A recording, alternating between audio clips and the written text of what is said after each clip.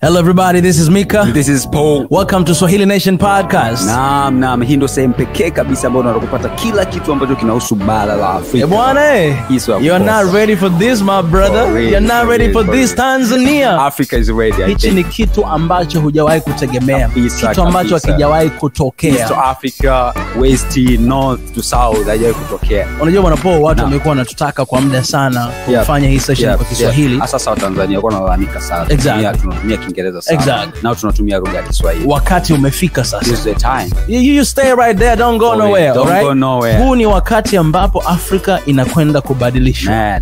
Kupitia vitu hivi, unajua? For real. Now we cannot do this without you guys. Hatuwezi kufanya vitu bila ninyi. Tunahitaji support yenu. Tu support kwa aina yote ile. Hata kama ni kusubscribe channel yetu, ku-like, ku-share ujumbe kwa sababu tunahitaji kila mtu apate ujumbe. Welcome to Swahili Nation. Thank you so much. Out of here.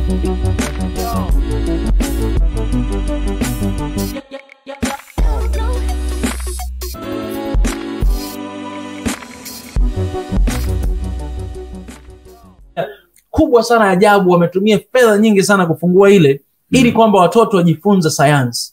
Watu wafanye research. Sasa tukiongeza fedha huko, hata tutahamasisha hata wale watafiti wengi wa Afrika wasome, kwa sababu wanajua kwamba kuna fedha ambazo naenda kufanya utafiti ili tujue na sisi tutagundua vitu vyetu wenyewe. Na ile knowledge ndio hapo ambacho Fajula anasema ile knowledge ile tukitoa ujinga tutafahamu thamani yetu sisi. Tukijua thamani yetu sisi sasa tupo kwenye meza ya negotiation. Na sisi ndio ambao tunaweka terms kwamba okay bwana, kama unataka kusimama na sisi katika hili 80% kwetu sisi. Wewe unachukua 20% na mipango ni ABCD, unataka chukua, hutaki ondoka.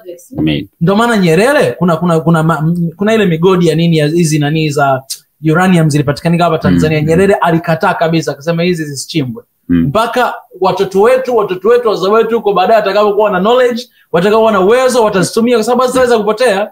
Zikae huko ndani tu. Lakini sasa unaweza kukuta mkataba unakuja sio hapa Tanzania, tuna nchi nyingine mbalimbali ambao hawanufaishi watu lakini bado tunafurahia kwa sababu wao wanatusaidia. Yaani nimefurahi sana mikataba sasa hivi ambayo imepitiwa. Nimefurahi sana sababu mikataba mingi imepitiwa mingi sana, imepitiwa kurekebishwa kuhakikisha kwamba sisi kama Waafrika tunapata cha kutosha. Sasa nijibu swali langu. Bila misaada tunatoboa. Mimi nasema hivi, kwa hizo zote tulizosema foundation, mimi nasema bila misaada tunatoboa kwa condition moja. Kwa condition ya umoja wa Afrika. Kama Afrika hatutaungana na tunasema kwamba hatutaki misaada, hatutoboi.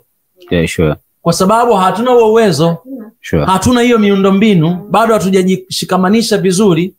Lakini kama Afrika tukija pamoja, tukiungana, tukasema bwana sisi tusimame. Ile wanasema unity is power. Umoja ni nguvu, si ndivyo? Ule umoja wetu ule kwa hivi vitu tulivyo navyo, tuna uwezo wa kufund research. Tuna uwezo wa kuassign. Kwa mfano wenzetu wa South Africa wameendelea sana kiteknolojia. Tunaweza badala ya kuchukua hizi Tanzanite kwa mfano hapa Tanzania tukapeleka India wanapokea fedha nyingi sana kupitia Tanzanite zaidi ya sisi wenyewe. Tunaweza kupeleka South Africa kwa Afrika wenzetu kwa sababu tunatengeneza miundombinu pale na process, tunafaidika Afrika zaidi kuliko kufaidisha watu wengine. Kwa hiyo tunatoboa bila misaada kama Afrika ikija pamoja. Ila hatuwezi kutoboa Afrika bila misaada kama tusipokuwa pamoja. Kwa sababu tutakuwa tutegemezi.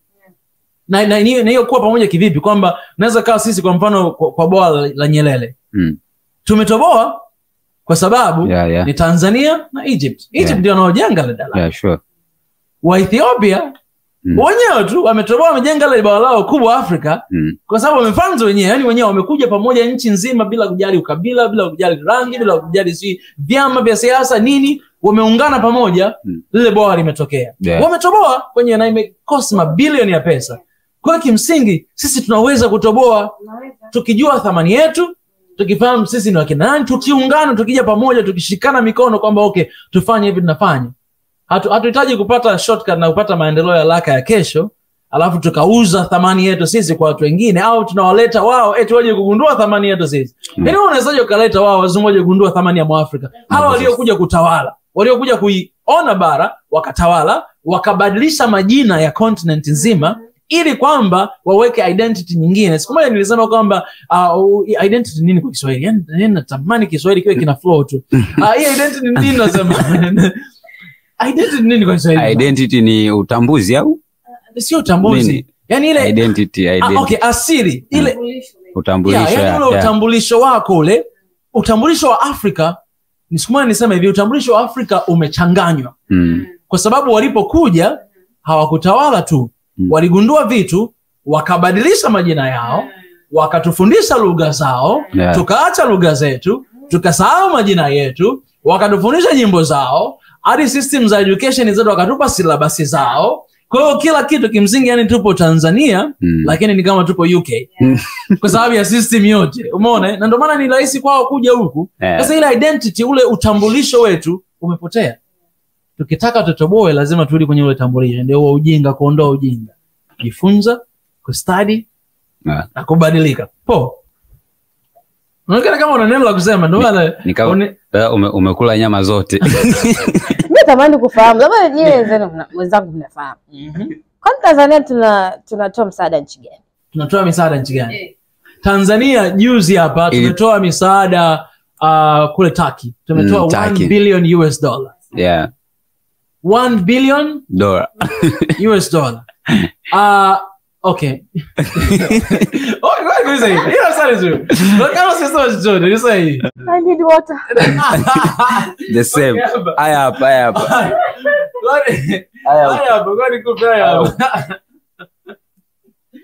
Okay. Okay. Go easy. Paul, go easy. Kabla nitaka sema kitu naomba niseme. Naomba niulize. Jamani, ile Tanzania tuliotoa $1 billion US dollar kwa Turkey baada ya ile tetemeko limeua wengi, limewapoteza wengi. Tanzania tumetoa $1 billion US dollar.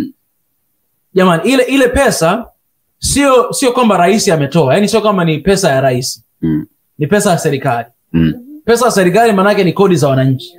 Ni kodi zako, kodi yangu, ni kodi za wote ambao wanaangalia. Sasa swali ni hili. Je, Po Faju, maoni yako ni unajisikiaje kwa ile tulichofanya? Kwa sababu kwa ule msaada ambao tumetoa kwa Turkey, mawazo yako kabisa ya moyoni kabisa unajisikiaje? Tunaanza nawe Po. Na ladies first jamani. Pole leo mnaniandama mimi. Nenda Po. Actually kwa mtazamo wangu Tanzania kutoa msaada Turkey, it makes sense. Umesema? It makes sense. Kwa Kiswahili haileti maana. Okay. Kwa mtazamo wangu. Ila kwa nini? Kwa sababu tupe sababu. Mimi naona Tanzania anasema nikakurupuka hapa nikachanganya mambo hapa, nikachanganya madensa. Kwa sababu unajua, kwa sababu mimi naamini hata kutoa huo msaada kuna vitu ambavyo labda serikali yenyewe iliona kwamba yenyewe inaenda kufaidika vipi, sijajua huko kiundani zaidi. Lakini kwa mtazamo wangu naona kwamba haileti maana, kwa sababu sisi tunauhitaji bado tunauhitaji, alafu tunauhitaji alafu hata kile tulicho nacho tunakitoa. Maana yake naona kama vile haileti mantiki. Huo ndo mtazamo wangu. Wewe ndio mtazamo wako. Okay, Faju unasemaje? Mimi kwa kweli nimefurahi. Umefurahi? Kwa nini? I think tumekuwa muda mrefu tulikuwa kwenye position ya ku receive. It's time now we are in a position to give as well. Kwa hiyo unadhani kwamba tupo kwenye hiyo position ya ku give? Tuanze mdogo, yani hapo tulipo ni vizuri kutoa. And if something happens, tuna uwezo ku support nchi fulani, tuna uwezo kutoa misaada nchi nyingine. Let's do that. Then mimi ninafurahi sana. Not only Turkey, hata nchi zingine. Like tunapoanza mdogo, tunaanza kufahamu, tunaanza kupanda levels as awareness, na ujuzi unaanza kupanda kwa watu, nchi inakuwa pia. Right? Na the more tunakuwa ni vizuri we give, tusio tu kuna upande wa ku receive kila siku. So, kwangu mimi kwa kweli nimefurahi. Shout out Tanzania, shout out Mama Samia. Let's keep on doing this. Okay. Sawa. Na mimi nitoe maoni yangu. Unaweza kutoa. Au ni how to move. Unaweza kusema. Maoni yangu mimi na mitazamo miwili. Mtazamo wa kwanza ni huo kwamba ni jambo jema kumsaidia mtu mhitaji. Ni jambo jema. Kwa sababu kilichotokea Turkey si kwamba walipenda, ni natural disaster, sivyo? Na watu wengi sana wamekufa. Wengi sana.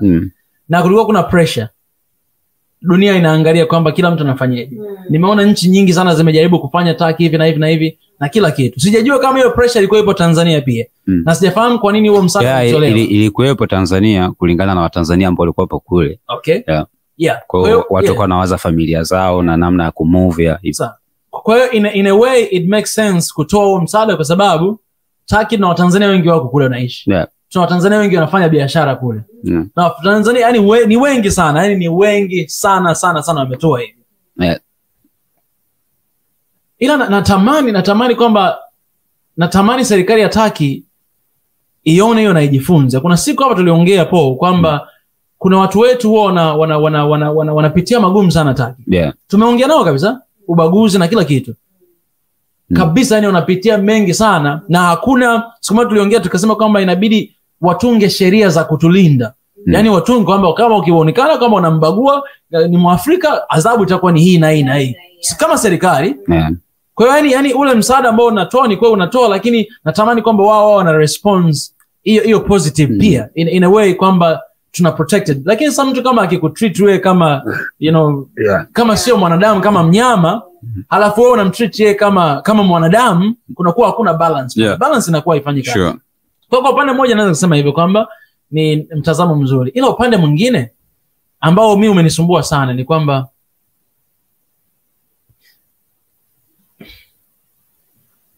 Sudan sasa hivi inapitia mambo mengi sana. Watu wanakufa, kuna vita zinaendelea. Tanzania imetoa msaada wote Sudan? Hapana. Labda watakuwa wametoa ila wa kusema. No, najua sio wa kifedha, ila najua wametoa msaada wa peacekeepers. Yani unajua tuna ile ni kama vile Kongo, mambo yaliyokuwa yanaendelea, Tanzania ilituma majeshi kama ya East African jeshi kutoa kule. Kwa hiyo msaada wa namna hiyo unatokea. The same thing Ethiopia. Najua ndani ya miaka 2-3 vitu vingi sana vimetokea, damage nyingi sana zimetokea kwenye nchi. Lakini sijaona kama Tanzania imetoa msaada wote ule, sijaona. Au sijaona sio Tanzania tu, sijaona nchi ya Afrika yote kama imetoa msaada.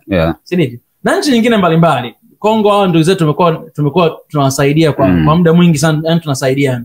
Kwa hiyo mimi nataka kusema ni hichi kwamba vitu ambavyo mimi nadhani misaada ni mizuri kutoa, lakini kama sisi wa Afrika hatutakuwa pamoja, hatutasaidiana kwanza sisi.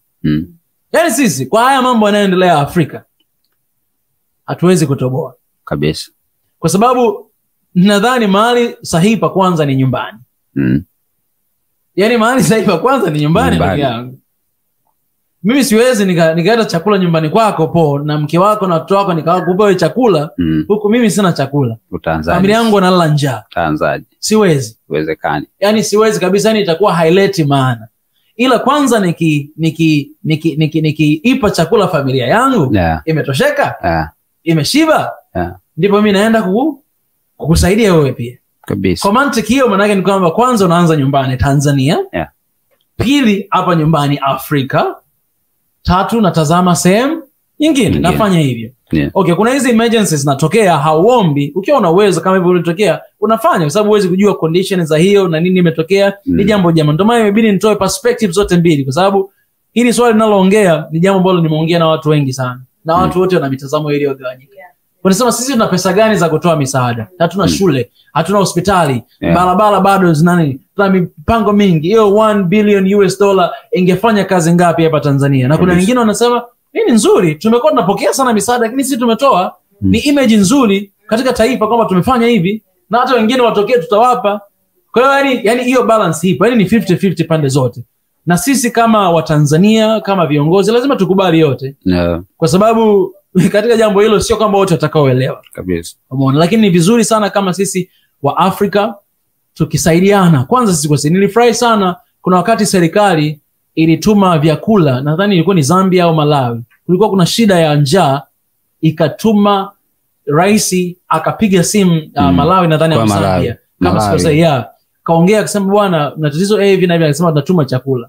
magari mengi yalitoka hapa Tanzania yakapeleka chakula. Nadhani ilikuwa Malawi. Rais alikuwa anasema, rais wa Malawi wakati amevisit hapa. Kwa hiyo ile inatoa image nzuri. Kwa hiyo anyways, ni vizuri kufahamu kutoka kwenu pia ambao mnatazama kama mnafikiriaje katika haya maswali yote tunayozungumza.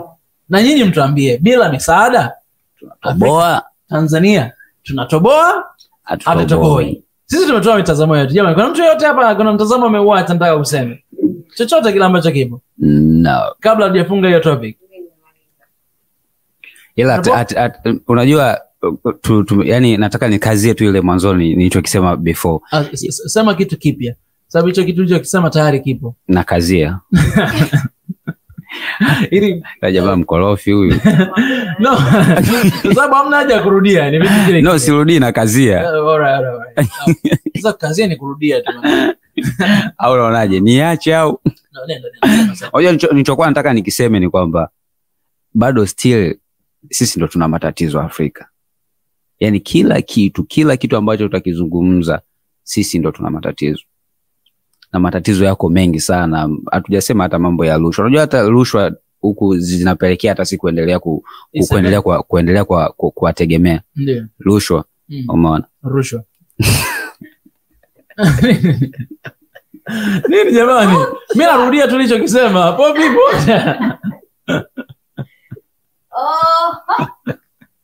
Okay. Endelea bwana rushwa.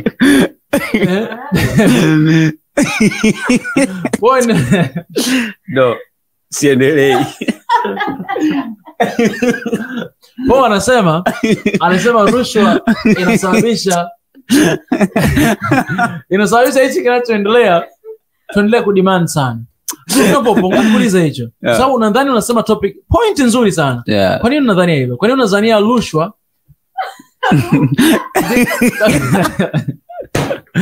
Kwa hiyo unadhania rushwa ndio inatusababisha sisi tuendelee kuwa tegemezi. Kwa nini unadhani rushwa hiyo engo, kwa nini unaleta hiyo engo? Kwa nini? Unajua hiyo engo ni kwa muktadha wa hivi. Unajua serikali inaweza ika plan. Sasa kuchukua msaada sio dhambi wala sio makosa. Unaweza kaenda unakopesha kwa mantiki ya kwamba mnafanya mtaenda kurudisha. Serikali imeenda kuchukua msaada kwa nia nzuri, imeleta hapa. Sasa kwenye ule mchakato wa implementation sio nisemeje? Utendaji wa kazi. Unakuta ile pesa kitu ambacho umekuja kukifanya huku hakifanyiki. Umeona? Yaani akizaa matokeo yale matokeo yani hayaji. Tukarudisha ile fedha ambayo tumefanyaje, tumeenda kuichukua. So at the end of the day, mwisho wa siku niseme hivyo, tunaendelea kulimbikiza madeni. Yani kulimbikiza madeni. Unaona? Hebu imagine kwa mfano swala la shule. Yani haya mambo ya shule nahisi ingefika kikomo, isiwe tatizo tena kwenye nchi za Afrika. Umeona? Kila siku kuna misaada sijui nini, lakini mambo hayafanyiki. Umeona? Na hii changamoto kubwa ni kwa sababu ya nini? Corruption. Umesema point kubwa sana kwamba nadhani hii ni ushauri wetu sisi kwa viongozi. Kwa sababu nadhani katika hii misaada watu wanaohusika ni viongozi. Sure. Viongozi wa Afrika. Mapendekezo yetu sisi ni haya. Unapochukua msaada ni kama unakopesha. Unakopesha, si ndivyo? Maana yake utarudisha. Na utarudisha na interest. Sure. Sasa unapochukua msaada, plan yako ni nini unafanya na ule msaada unaochukua. Kama nitachukua msaada wa shilingi 1000, alafu inabidi nirudishe 1200 baada ya miaka 10. Lakini ile 1000 nimeichukua, nimekuja kuiweka kwenye mradi, ile 1000 hajazaa hata 1000 ndani ya miaka 10. Na bado inabidi nirudishe 1200. Maana kama miaka 10 itaisha, sina pesa ya kurudisha, deni limepanda. Na tutaongezewa miaka, labda tutaongezea miaka 5, interest itapanda juu. Kwa hiyo ile deni linazidi kukua, na hicho ndicho kinachotokea Afrika, deni linazidi kuongezeka. Lakini ile msaada unakuwa unaleta kazi kama watafiti wetu again. Ndio maana hakuna fedha kwenye utafiti. Kwa sababu hakuna budget kwenye utafiti. Hatufanyi hata zile utafiti wa hii miradi kwamba okay, hii pesa tunataka tujenge mradi labda wa bwawa la Nyerere. Yeah, sure. Asa ule mradi wa bwawa la Nyerere itatengeneza kiasi gani kila mwaka? Sure. Ule umeme utatengeneza kiasi gani baada ya miaka 10 ya ule msaada ambao inabidi turudishe? Je, utazalisha pesa ambayo ni zaidi ya msaada ambao tumechukua, lakini pia na interest ambayo tutawapa wao, lakini pia na faida ambayo itabakia kwetu sisi. Kwa hiyo tunajikuta tupo kwenye business. Mimi nimesoma uchumi na naelewa kitu kwamba unapofanya kitu kama hicho lazima upate faida. Yaani mimi leo ninapochukua hao mama wanafanya sana mkeka unajua watu wetu wanafanya sana, au hata mimi mwenyewe ninapoazima hela kwa bwana Pobu au kwa benki ya mkopo, nafanyaje? Naweka kwenye mradi alafu baadaye nitarudisha. Nikisha kurudisha na kuja kuuza ile kitu. Na ndio inayotokea Afrika kwamba sasa hivi kuna nchi Afrika ambazo kama zimeuzwa kabisa. Ukienda Nigeria, it's very sad. Nigeria ukiangalia hata hapa Uganda tu. Deni ambalo China inadai ni kubwa sana kwamba yani kwamba Nigeria yani imeuzwa. Mnainunua nchi nzima. Ni kubwa sana, na hiyo ni kwa sababu tunachukua misaada, kuna rushwa ambapo wale watekelezaji hawafanyi wanavyostahili kufanya na ile misaada, wanachukua pesa, kinachotokea hatuzalishi pesa ya kutosha ya kurudisha ule msaada, riba na faida kwetu. Kwa hiyo tupo kwenye business ambayo tunapata hasara. Yaani wewe umeingia kwenye biashara miaka yote unafanya upate faida na wakati mwingine unakuta mtu anaposhindwa kulipa ile deni anaenda tena kukopa ili aje afiksi ili alipe tena deni na bado tena anafeli. Kwa mantiki hiyo ndio maana inabidi tubadilishe swali. Anasema bila misaada tunatoboa. Tunasema hivi. Kwa misaada tunatoboa. Kwa mantiki kwamba hii misaada tunayopokea hatutoboi mzee. Yaani hatutoboi kabisa. Kwa sababu tunaona picha nzuri ya nje lakini ndani Africa is bleeding. Yaani Africa inatoa damu. Sure. Kwamba bwana, yani ni wakati wa sisi kusema okay jamani, tujiulize tena jamani, sasa hivi inabidi tuanze kuproduce more. Yani inabidi tupate faida nyingi zaidi ya kile tunachotoa. Sababu unaweza kutadiwa viningina wetu sisi. Kwa wewe na Faju viningina wao, yani wajukuu alafu vitukuu alafu viningina. Sure. Mzee kama niko deep kwenye Kiswahili. Wote bado watakuwa wanalipia hizi deni za misaada. Kabisa. I think it's time tuanze sasa Tanzania na nchi za Afrika kwa ujumla kuchukua misaada kimkakati. Exactly. Kwa faida yetu. Yaani sasa hivi tunachukua msaada kwa faida yetu sisi wenyewe. Yes. Mimi nadhani mikakati ipo. No. Ngoja niseme. Kwa nini unamaanisha? Kwa nini unasema tuchukue misaada kwa mikakati? Kwa sababu tumesema hapa vitu vingi, lakini tumalize na solution. Solution ni ipi? Wewe umesema tuchukue misaada kimikakati. Uiweke nyama hiyo. Ili hapo tutakuja kwako poa. Mikakati yani unakuta tunachukua msaada, tunapokea msaada ili labda kujenga barabara, kujenga. That is very good, si ndio? Lakini sasa hivi tunachukua kwamba tukichukua msaada, huo msaada unaenda kwenye sehemu fulani kuwakuza watu fulani, kuwasomesha watu fulani kimkakati ili waje kutake over sehemu fulani. Na waweze kurudi. You understand? Sasa yani hii ignorance ambayo tunasema ipo, sasa tuanze sasa kuiondoa. Kwa tukichukua msaada, yes tutajenga barabara, yes tutafanya hivyo, lakini part of it must be kwa ajili ya development ya Tanzania, ili baada ya muda fulani sasa tunasema hii misaada sasa tunachukua ndani ya miaka 5, ndani ya miaka 10, lakini within miaka 10 tunahakikisha kwamba Tanzania imefikia level fulani. Ili sasa tuanze sasa kuchukua watu wetu waingie wapindue sehemu. Hii miradi ya reli ni ya kuongozwa na China 100%. Not true. 70%, 80% has to be Tanzanians, lakini hawapo kwa sababu hawana hiyo knowledge ambayo China wanayo. Now if tukianza kuchukua mikakati, waingie, tunaanza kupindua. That's what exactly China did. Waliona kwamba nchi yetu iko chini, lakini ukiangalia serikali yao haina wa China. Wakaanza kufanyaje? Tunahakikisha kwamba kila sekta ina wa China. Now kila sekta nchini inaongozwa na you must find a Chinese guy inside.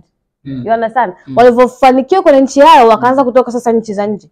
Kama lazima tu na Mchina Tanzania, lazima tu na Mchina Korea, lazima tu na Mchina, na wanafanikiwa. Hiyo ni mkakati. Sasa everything else kinarudi kule China. They are here but faida ni na China. Yes, kabisa. Like yani wako hapa tunaona sisi watujengea sisi ndio, lakini it's for their own benefit. Exactly. Inaenda kule. Yeah, kabisa. Hakuna Mchina hafanyi kitu kwa hasara. Hawezi kupa msaada yani anapoteza, alafu Mchina Marekani hakuna msaada wa bure. Mimi nakupa wewe msaada mzee wa 1 billion, hakuna cha bure pale. Pale kuna mimi narudisha zaidi ya hizo bilioni ninazokupa. Ndio maana hii ni fact kabisa. According to UN, kwa ripoti za UN nasema kwamba kila mwaka Afrika inapokea misaada ya zaidi ya bilioni 50. Lakini unajua hela gani inapoteza Afrika kila mwaka? Zaidi ya bilioni 100. Yani wewe unachukua msaada wa bilioni 50 lakini unapoteza bilioni 50 nyingine. Yaani zinatoka. Sasa hiyo ni misaada kwetu au sisi ndio tunatoa misaada wao? Kwa hiyo msingi Afrika ina thamani, ina utajiri, ina uwezo mkubwa sana. Ndio nasema kwamba bila misaada tunaweza kutoboa, lakini kuna condition kwamba tuondoe ujinga, tuwe tuna mikakati thabiti. Sure, kabisa. Yes, lakini pia tujue thamani yetu sisi ili tukikaa kwenye table, tupo kwenye table ya kudemand kwamba bwana wewe unataka kufanya hivi na sawa, asilimia hii ni kwa ajili ya watu wangu, na kwenye position CEO, MD, HR watakuwa ni wa Tanzania. Yeye unafanya hivi, yani ukishafahamu ile thamani yako, mimi nakwambia hii misaada haitakuwa na misaada pia, lakini kinachoiua Afrika kwa sababu yani uchumi wetu unategemea sana misaada, kwamba unakuta kwamba asilimia zaidi ya 50 tunategemea huko, alafu asilimia inayobakia ni kwetu. Sasa inakuwa ni kazi, yani ikiwa hivyo inakuwa ni kazi, ila misaada inakuwa ina shida kama sisi kwenye bajeti yetu sisi, yani kwa mfano tunajenga ili bwawa au tunajenga hichi kitu, more than 50% ni ya kwetu sisi ya government. Alafu hizo zinazobakia ndio za kwao. Yani hapo sisi tupo kwenye control. Ila kama sisi tupo chini ya wao ndio hapo kwenye control. Whoever feeds you controls you. Yule anayekulisha na kuongoza. Ni sawa, anakuja kufanya atizo kwa mfano, tolerate inaweza sio hivyo. Lakini ni sawa, yeye ameshafanya tafiti, si ndio? Anaona hii sehemu hapa kijenga reli hapa, sisi tutaweza kuja kufanya 1 2. Sasa sisi tutakuja kuwapelekea idea ya reli. You know, Tanzania unajua nchi yenu ni nzuri, and kutokana na miundombinu mlionayo, I think kijenga reli itawasaidia sana. So tukikaa sisi tukiangalia asema yaani sisi tukipokea ila kweli kuna kwanza tuna reli. Ile ni itatusaidia mizigo yetu janga fresh. Ila wao wanajua reli ikiwemo Tanzania. Alafu mimi nikwambie Fajulu, wao ni nani waje kutuambia nini tunahitaji? Kwa nini sisi hatuwezi kujua tunachokihitaji tukakijenga wenyewe?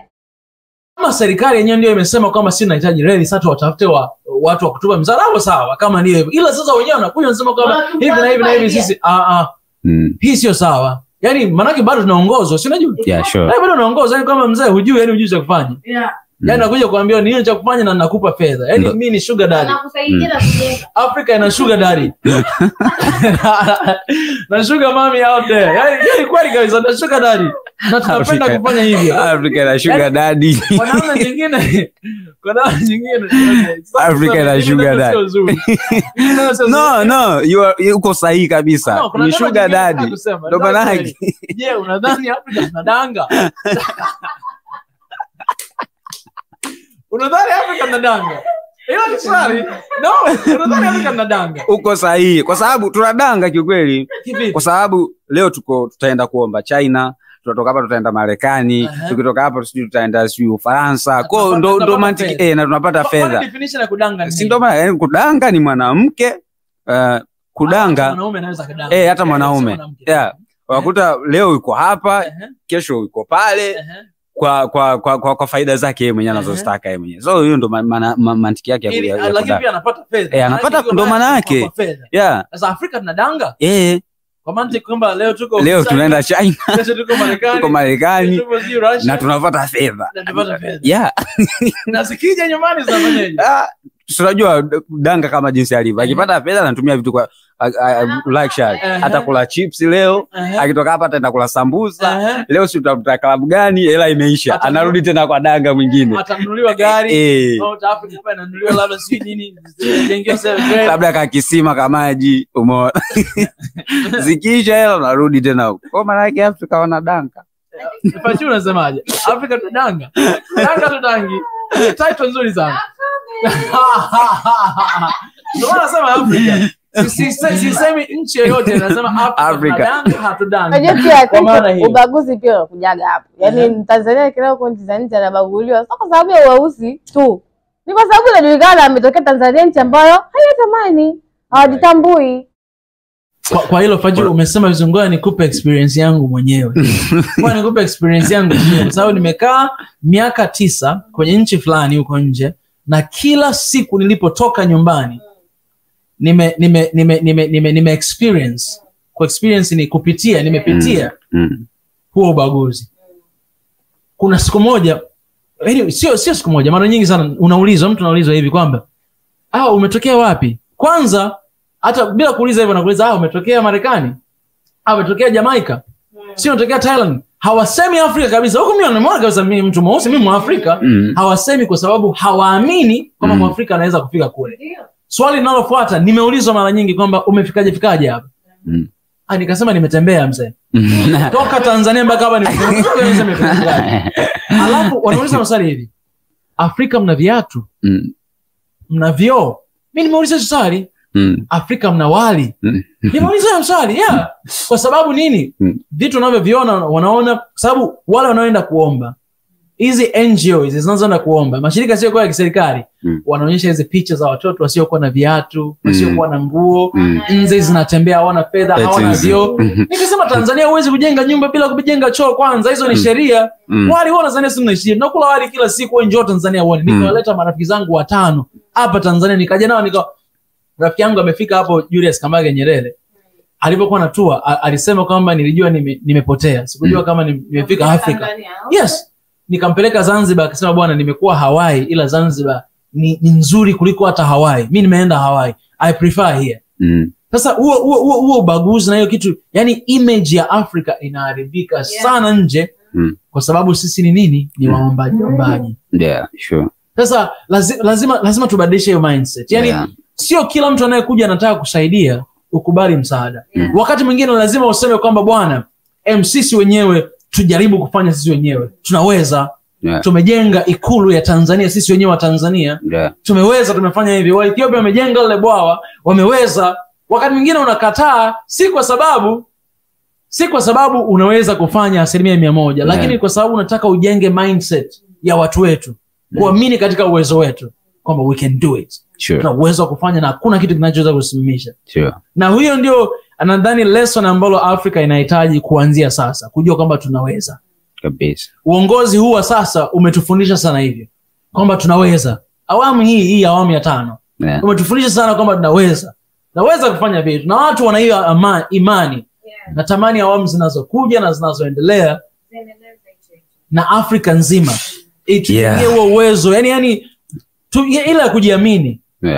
Na hiyo thamani yetu irudi, kwa sababu tuna thamani man. Tunayo thamani. Ndio ile. Sisi si wadangaji bwana. Ngoja nirudishe, sisi si wadangaji bwana. Sisi wadangaji, sio unaelewa, sisi wadangaji bwana. Sisi wadangaji. Kwa sababu yani udangaji manake ni prostitute. Yani acha kusema kiwalisia sisi ni wadangaji. Afrika ni wadangaji. Labda tuanze tena tuanze kufanya mambo kama tulivyokuwa tunasuggest hizi solution za namna gani ambayo tunaweza kuacha kudepend kwa watu, tukaacha kudanga. Lakini kiwalisia sisi tunadanga.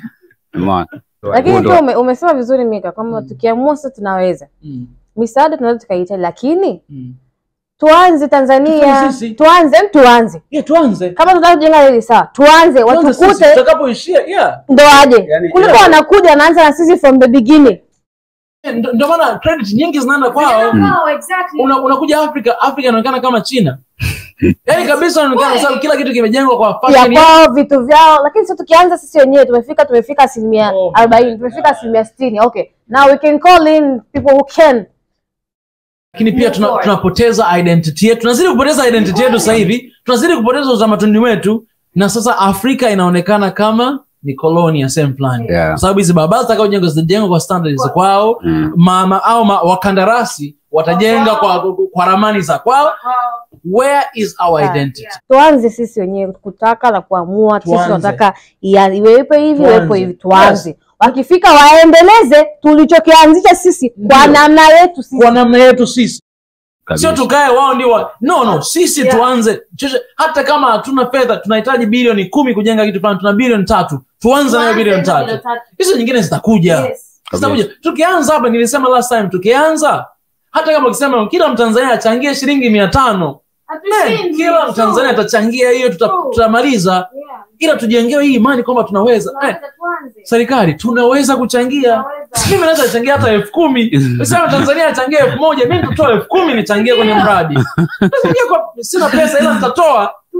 Na mimi na ID 5,000. Kama kuna kuwezo wa kupita Tanzania nzima kila nyumba kujua idadi ya Tanzania ni wangapi. Sisi tunashindwa kukusanya 500 kila nyumba. Kila mtu atatoa 500 kwa mradi. Nasema jamani tunajengga hii tunahitaji 500 hata 100 mzee. Unajua nzima kukusanya inashindikana kweli? Kaka milioni 60 ukizidisha na 100 kila mtu anatoa 100 shilingi ngapi? Hela nyingi sana. Shilingi ngapi? Sema hela nyingi ngapi? Usigawanya hapo. Okay, milioni 60 ina sifuri ngapi? 6. 100 sifuri 2 zaidi. Hiyo ni ngapi? Milioni 600. Kweli umesoma uchumi. Unasikia? Shilingi 100. Sasa mtu kila mtu 1,000. Hiyo ni bilioni 6. Bilioni 6. Sasa kama ni mradi wa bilioni 10, sisi na bilioni 3, bilioni 6 ni ngapi hizo? Bilioni 9. Tumaliza hiyo bilioni 1. Okay, Mchina njoo. Ila weka hapa. Wewe unyiwa China mtakuwa mnafanya usafi chooni. Na nini? Ila nyiwa Tanzania mtakuwa mnafanya kazi hapa na hapa na hapa. Sijasema jamani kwa kudhalau. Lakini hapana, nasema kwa sababu watu wetu wanafanya kazi chooni. Chooni ni sehemu ya msingi sana. Yeah, kabisa. Sema ambayo kila mtu anaingia chooni. Ni sehemu ya msingi sana. Wao na kama ofisini ukifika mahali ukutana na Mchina ufuke na kule kwenye kazi kaida unakutana na Tanzania. That's bad. Mimi nakwambia tuko tayari. Watanzania tuko tayari kuchangia. Waafrika tuko tayari. Jamani mtuambie kwenye comment section tupo tayari au tupo tayari. Wanazania Watanzania wanafurahi au Waafrika wanafurahi wanapoona kila mahali huyu anafanya kazi. Huyu anafanya hapo watu wanachukua kazi zetu. Ndio utapita kama xenophobia zinatokea kule ndani South Africa. Yani sisemi ni right, lakini kwa sababu watu wanapata hasira kwamba mpaka lini ninafanya hivi. Lakini huwezi kufanya hivyo, huwezi kuwaitisha watu mchango kama rushwa. Ndio unasema kama rushwa. Kama tunaona matokeo, mimi nitatoa. Yaani ukisema toa 100 mimi nitoa 10,000. Watu watoa 100,000, milioni 1. Wale diaspora wanaokaa nje watatoa fedha za hela nyingi sana. Tena umezungumzia ile swala la Rush Africa Connect na diaspora. Na wao ni watu ambao waga wanaogopa sana kuja kuinvest huko kwa sababu hiyo. Wanaamini wanakuja kuinvest huku afu na macho hela zao zinaliwa. Umeona? Kwa hiyo kama watu wakiwa serious kweli wanaona matokeo, watu watashindwaje kutoa. Kuna ambacho kiko nchi za nje ambacho hakiwezi kuwepo Tanzania, ambacho hakiwezi kuwepo Afrika. Hakuna. Na inawezekana sisi tumewazidi even more. Tunazungumzia nchi tajiri Afrika ni sio Afrika, duniani ni Kongo. Na bara tajiri Afrika ni Afrika. Duniani ni Afrika. Kabisa. Ndio ulikuwa unamalizia. Nilikuwa nasema hapo kwenye tupo tunasema kutumia vitu tulivyo navyo. Na mwanzoni nilisema kwenye kuutilize zile resources tulivyo nazo. Na mfano kama Tanzania tuko na resources nyingi sana, tuna utajiri mkubwa sana. Unajua sasa hivi ukitaja mlima Kilimanjaro, like man, ni kila mtu anakuwa dunia. Unajua kuna siku nilikuwa naangalia movie moja hivi, siku expect kusikia mtu mmoja anasema kwamba kuna character mmoja alisema kwamba honeymoon yake waende Serengeti. So niliposikia ametaja Serengeti nikasema man, kwa ukitaja umeona, kwa ni karibu mbuga zote za wanyama hapa, Mikumi, Ngorongoro, Katavi, hizo zote ni mbuga kubwa sana, umeona.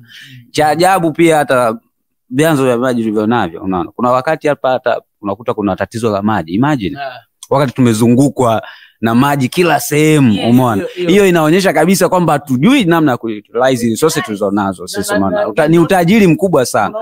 Misitu tulionayo jamani, misitu tulionayo ni misitu mingi sana, umeona. Lakini imagine sasa hivi hadi njiti ukiangalia pale ni made in China. Sio hivyo tu man. Umeme siku hizi unakatika tu kila umeme. Hapa kuna hata gesi jamani, tuna gesi kubwa sasa kila sehemu. Tuna gesi ya maana. Lakini gesi sasa hivi hata zilizopo zina bei gani? Mungu atupe nini? Mungu atupe nini? kila kitu. Hatuna shukurani kwa Mungu kwa sababu umetupa kila kitu na hatujui kutumia. Na tunalalamika kwamba si masikini. Sio masikini Afrika. Mungu atupe nini? Mungu akupe nini wewe Mtanzania na Mwafrika? Mungu akupe nini kila Agosti? Yani kila kinawezekana. Tukiinvest inawezekana. Mungu akupe nini wewe na one of the thing ambacho nakishukuru sasa hivi unasikia bro kwenye sekta ya michezo. Unajua michezo wa Afrika kiukweli kiuhalisia ilikuwa iko chini sana. Lakini sasa hivi ukiangalia hata jinsi stage ambao michezo imefikia sasa hivi, hata hii ligi kuu hii sasa hivi ya Confederation jinsi imefikia. Man, imefikia pakubwa sana, pakubwa yani vibaya na pakubwa paka inatia moyo. Sasa why not kwenye haya mambo mengine tushinde? Kwa hilo salute kwa serikali. Salute.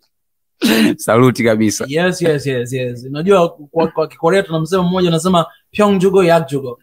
Pyongjugo yakjugo inamaanisha Pyong ni disease, ni ugonjwa. Chugo ni kutoa, yani unampa mtu ugonjwa, alafu yag ni dawa. Kwamba unampa mtu ugonjwa, alafu unampa na dawa na tibu. Na najua hiyo ndio Swahili Nation podcast tunachofanya. Tunatoa vidonge, tunatoa na magonjwa pia. Yani kwamba unang'ata na kupuliza, ndio maana yake yani. Safi sana jamani. Watanzania wa Afrika, mtuambie kwenye comment section. Imekuwa ni session nzuri sana.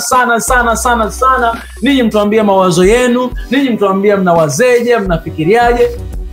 Tuambie unawazeje na unafikiriaje. Lakini zaidi ya yote, kama kuna eneo umependa, kata kale ka eneo, nenda share huko TikTok, si huko Instagram. Alafu usisahau kututag. Unatumia jina gani Instagram? Paul Justin. Bajum 9. Exactly. Usisahau kutag huko kwenye social media zetu zote. Pia mtu follow. Mnaweza pia mkao mna suggest topic mbalimbali to discuss, mnadondosha hapo kwenye comment section. Mambo ni moto hapa Swahili Nation podcast. Itakuwa vizuri zaidi wakitag. Basi ni kama legendary Sky alivyotoa baraka zake. Unajua my legend Sky. Man, shout out to Simuliza na Sauti by the way. Guys, baka next episode. Hii ni episode ya 6. Ya 5 ya 6. Hii ni ya 6. Ya 6. Okay. Yes, hii ni ya 6. Tumefanya ya 5 na ya 6. Hii ni ya 6. Mpaka episode ya 7 na ya 8. Please stay right there, don't go nowhere. Kaa pale usiende mahali popote. Na mpaka next time, Swahili Nation, One Africa. Bye bye. Ciao. Welcome to Swahili Nation podcast. Out of here.